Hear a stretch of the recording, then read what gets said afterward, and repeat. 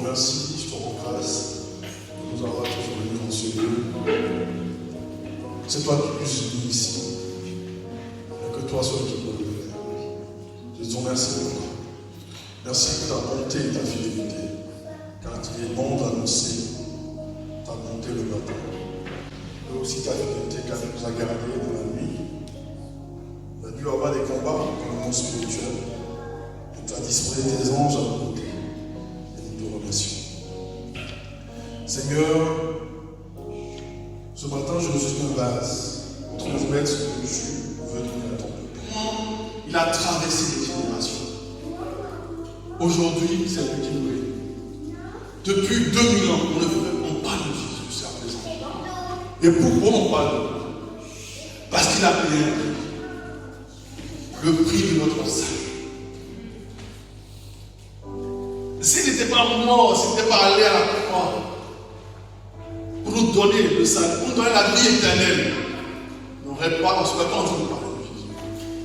On ne serait pas tous réunis en son nom. C'est parce qu'il a payé ce prix que nous sommes là aujourd'hui. Que nous pouvons saisir avec foi le salut. Vous allez me dire, c'est parce qu'il est Dieu. Il est Dieu. Excusez-moi le langage. Vous allez me dire, c'est parce qu'il est Dieu. Les apôtres aussi ont marqué leur génération. Pierre, Paul ont marqué leur génération. On disait de Paul et de Barnabas, ces hommes qui ont bouleversé le monde sont marqués leur génération. Ils ont marqué leur génération. Est-ce que toi et moi voulions marquer notre génération? Est-ce qu'il y a des gens qui ont envie de marquer leur génération dans cette salle? Est-ce qu'il y en a? Ah, j'en vois beaucoup de mains. Oui. Il faut marquer sa génération. Il faut laisser l'héritage à nos enfants. C'est un héritage énorme que le Seigneur Jésus nous a laissé. Et pour cela, nous devons marquer notre génération. Il y a un prix à payer pour marquer cette génération.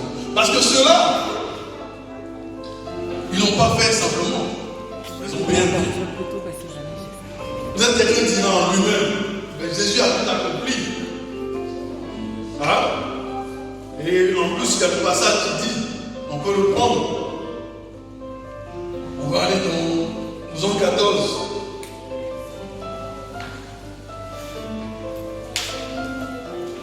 Verset 12.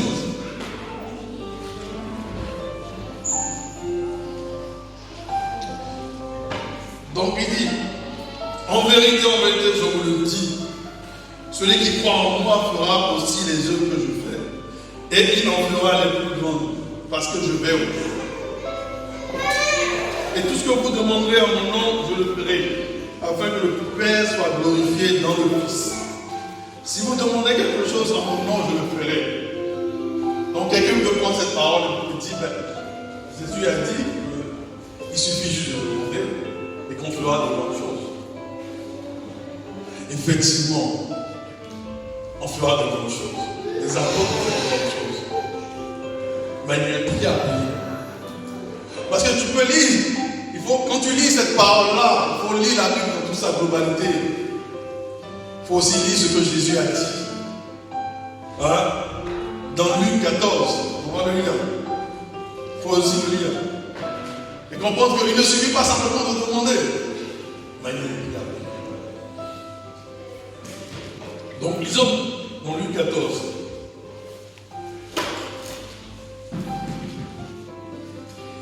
Au verset 25.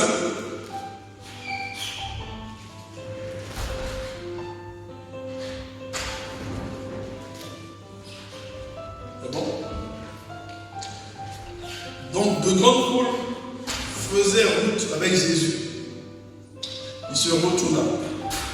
Et il a dit, si quelqu'un vient à moi, et si il ne hait pas son père, sa mère, sa femme, ses enfants, ses frères et sœurs, et même sa propre vie, ne peut être mon disciple. Et quiconque ne porte pas sa croix et ne me suit pas ne peut être mon disciple. On lira au verset 33. Ainsi, quiconque d'entre vous ne renonce pas à tout ce qu'il possède ne peut être mon disciple. Donc, on voit au premier verset, au verset 26, il dit, si quelqu'un vient à moi et s'il ne hait pas son père, c'est des propos qui sont durs à entendre. Donc Jésus nous parle d'amour. Ah. Bon, dans une autre tradition, c'est encore, en fait, le thème, il est mieux expliqué. Il est mieux expliqué. Dans notre tradition, c'est dit, si la personne ne me préfère pas à son père, à sa mère, à son fils, tout cela, cette personne ne peut être mon disciple. Hein, c'est vraiment préférer Dieu que sa propre famille. C'est ça. C'est ce que le Seigneur dit. C'est qu'il y a un prix à payer. Ça, c'est le premier prix à payer. Renoncer. Vous savez, pour nos familles, pour nous qui sommes ici, parfois la plupart, on est issus de familles chrétiennes, peut-être catholiques, donc c'était pas difficile. Peut-être c'était pas très difficile. Mais imaginez dans cette famille, et même c'était une famille, même chrétienne ou catholique, où c'est le père ou la mère, on subvient à vos besoins. On vous paye vos études. Vous êtes dans une grande école. Hein? Vous êtes voilà, vous dépendez de vos familles. Hein? Et le Seigneur se révèle à vous. Vous décidez maintenant de suivre Jésus-Christ. Donc d'abandonner les rudiments catholiques. C'est difficile. Donc c'est un prix. Il y a dans des familles, vous savez, les familles indiennes, il y a des castes. En fait, c'est des familles très très soudées. On ne quitte pas ces familles. C'est comme les familles musulmanes. C'est-à-dire que quand tu acceptes Jésus, on te bannit de la famille. On t'appelle même profane dans la famille musulmane. C'est un peu comme ça dans beaucoup de familles indiennes. Donc, il fallait payer un prix. Et ça, on a pu le faire. Chacun de nous. Nos familles catholiques ou d'autres religions, on a pu le faire. Dieu nous a donné la force. Là, c'est le premier prix à payer. Généralement, pour certaines personnes, ça se passe bien. Mais pour d'autres, c'est très difficile. Et le prix à payer est très haut. Et on va voir que c'est ce que Dieu a demandé en premier à Abraham, le père de la foi. Il a dit à Abraham, quitte ta famille. Quitte ta famille. Et c'est dans Genèse 12, on va voir que Abraham a quitté sa famille. Il ne savait pas là où il allait, mais Dieu lui a demandé quitte ta famille. Qu'est-ce que Abraham quittait? Il quittait les richesses de sa famille. Il quittait la prospérité. Il quittait la paix pour l'aventure avec Dieu. Donc ce que Dieu nous demande, là, dans ce passage-là, le Père de la foi, il a fait. Et nous aussi, pour certaines personnes, sont arrivés à le faire. Mais, au niveau du prix à payer, il y a une autre prix qui est plus fort. Et c'est ça. C'est ce sur quoi on va échanger. Parce que quand Jésus dit, il dit, et quiconque ne porte pas sa croix et ne me suit pas ne peut être mon disciple. Vous devez vous dire, mais pourquoi Jésus nous dit ça? Parce qu'il a été à la croix. Mais chacun dans notre vie, on a une croix. Quand tu décides de mettre à dos toute ta famille, c'est une croix. Quand il y a, par exemple, le rejet, quand tu subis le rejet quelque part, c'est une croix que tu dois porter. Quand tu subis la honte, c'est une croix. Quand tu es dans la pauvreté, tu as le chômage, c'est une croix que tu dois porter. Quand tu es dans la solitude, tu es seul, tu n'es pas entouré, c'est une croix que tu portes. Quand tu as la trahison, toi, tu t'es confié, on t'a trahi. C'est une croix. Quand tu sens de la haine, des insultes, tu vas évangéliser, tu es insulté. C'est une croix. Il y a de la persécution. C'est la croix. Effectivement, on se dit, quand on voit tout cela, on se pose des questions. C'est pour ça que c'est une prière. Vous savez, pour impacter sa génération, ce n'est pas facile. Même ceux qui ont eu la gloire de ce monde ont tous payé des prix. Je partis de ces exemples-là avant de développer dans le domaine spirituel. Regardez simplement un basketteur comme Jordan. J'ai dit à ce sont les hommes. Mais c'est quelqu'un qui se levait le matin, à 4 heures du matin, pour s'entraîner. Et s'entraîner, et s'entraîner. Jusqu'à être meilleur que les autres. Il a payé un prix. Il a sacrifié son sommeil. Il devait avoir un régime alimentaire pour suivre. Tout cela pour une gloire.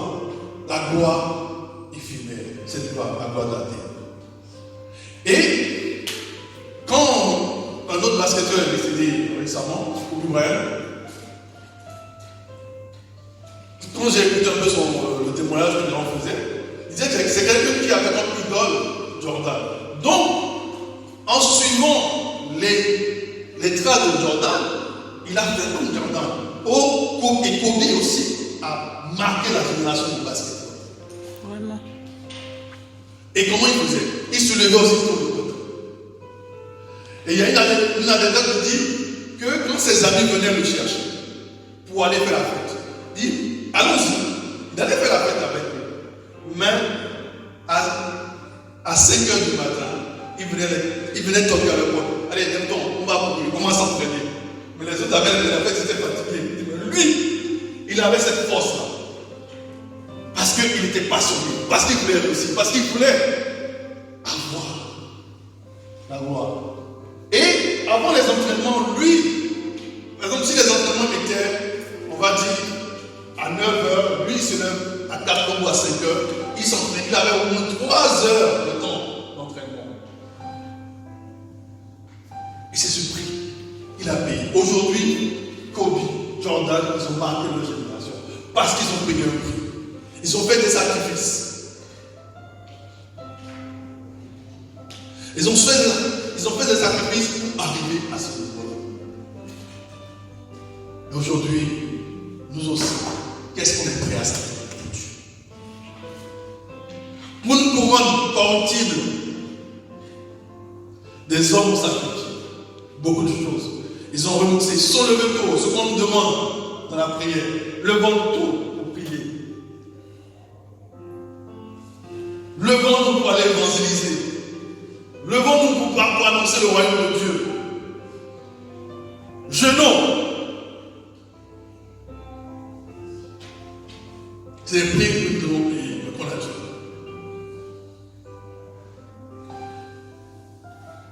Et quand je méditais là-dessus, le Seigneur me montrait vraiment la puissance de la croix. Vous savez, il y a une puissance dans la croix. Il y a une puissance dans la croix qu'on accepte. Parce que accepter la croix, c'est renoncer à soi-même et accepter la volonté. Et accepter de faire la volonté de Dieu. Il y a une puissance.